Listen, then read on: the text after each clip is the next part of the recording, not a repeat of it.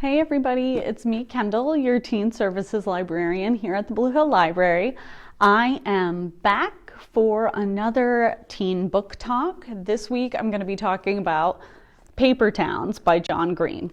I decided to do this for a book talk because I had read Looking for Alaska last month, I believe it was, and did a book talk about that one. And a lot of people compare Looking for Alaska and Paper Towns.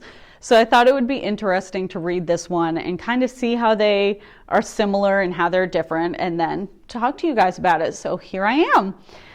Paper Towns is about a high school senior boy named Quentin who goes by Q, or that's what his friends call him. And he has been in love with a girl named Margot Roth Spiegelman since they were kids. They grew up together, their parents are friends, they live right next door to each other.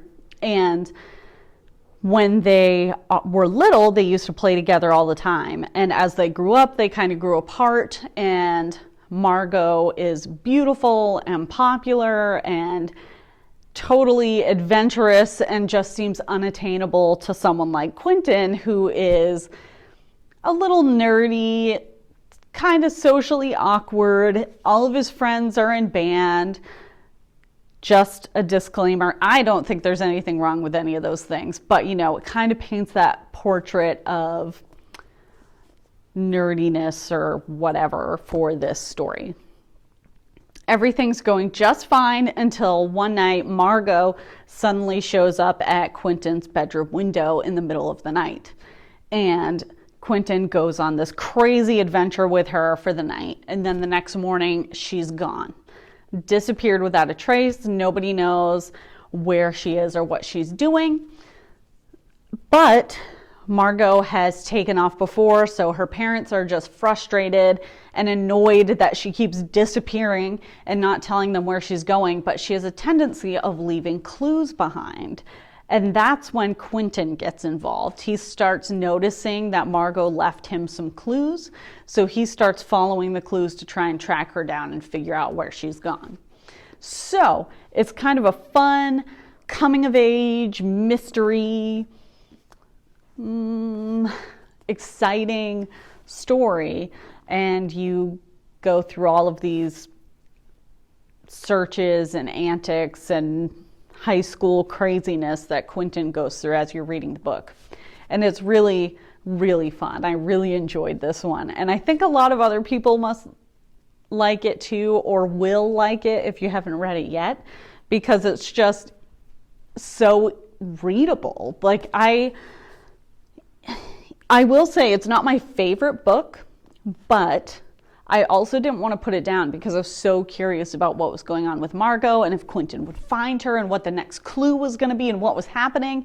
Not to mention the secondary characters, Quentin's friends, Radar and Ben, and then one of Margot's friends, Lacey. They all really added a lot of great commentary to the story.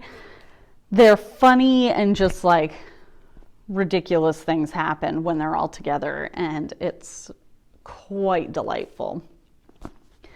So one of the things that I found about this book that was a little bit challenging as I got to the end of it is that we don't really get to know Margot that well. And that's kind of the whole point of the story, is that everybody has a different idea of who a person is in their mind as opposed to who they actually are. And Quentin realizes this as he's trying to find Margot. And because of that, Margot is not in most of the book. She's just this person that we've gotten to know a little bit on one exciting night of crazy shenanigans that her and Quentin go on, and the things that Quentin tells us about her or other people tell us about her. We don't actually get to know Margot for who she is or from herself. And it just kind of creates an interesting dynamic, and Quentin starts to understand that just because you think you know somebody doesn't mean you really do, because you perceive everybody a certain way. And that just felt like a really valid discussion to have. That being said, I was a little frustrated with Margot just because of the things that she does, and her taking off the way she does didn't seem totally, like, I didn't feel like she had totally valid reasons to do that, but I understand it to a point, especially, you know, when you're in high school, everything is harder. So I can understand where she's coming from, but I was a little bit frustrated at the same time, I won't lie.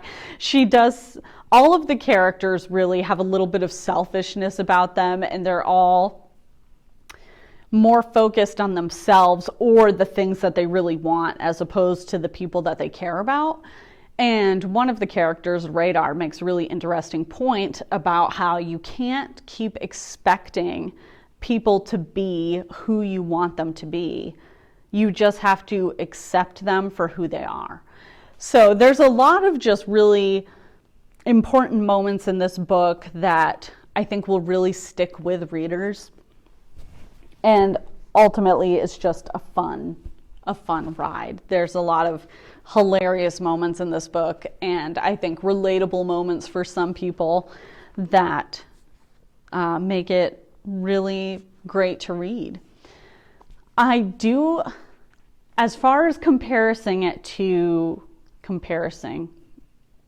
having another day that's tough with words. I'm glad you guys are willing to stick around and listen to me talk while I stumble over my words. But anyway, comparing this one to Looking for Alaska, there are some similarities. Margot and Alaska have some very similar personality traits. They're described rather similarly. Quentin and Miles are very similar. And there's a similar dynamic within the friends in the story. But I think that the overall plot is quite different. The end is completely different. Looking for Alaska is a lot more difficult to read in a way because the ending is harder, I think, personally. So there's a big difference there, where this one is a bit more lighthearted in places. I feel like Looking for Alaska is the more difficult book to read. There's a lot of grief and things like that in Looking for Alaska, whereas there's not so much of that in Paper Towns. Ultimately, you know, we still get kind of a bittersweet ending, which John Green seems to be known for, just like same thing as Fault in Our Stars. So there is that, but it's not quite as bitter as the ending in Looking for Alaska. So if you're looking for something a little more lighthearted out of John Green's books, I would recommend this one. It is a great read. It's fun. It's funny. You're kind of left wondering what's going on, and the ending, for the most part, is pretty satisfying. I will admit I'm a bit of a sucker for happy endings, so I was slightly disappointed, but this is still really great, and I think a lot of people will really enjoy this book if they haven't already. So I highly recommend it. If you have any thoughts or want to talk to me about the book, I would love to hear them. My email is always open. You can email me at kendall.chapman@bhpl.net, or you can look on our website and find my email address on there. I'd love to hear what you guys think. If you have any recommendations for books that you'd like to hear me do a book talk about, please send them my way. I'm always looking for new books and new ideas to discuss. And I think that's all for now. I am going to be back in 2 weeks, and I'll be discussing a new book that just came out 2 months ago, I believe, called The Magic Fish. And I'm really looking forward to reading it. And I'm looking forward to talking to you guys about it then. I'll see you soon, everybody. Bye.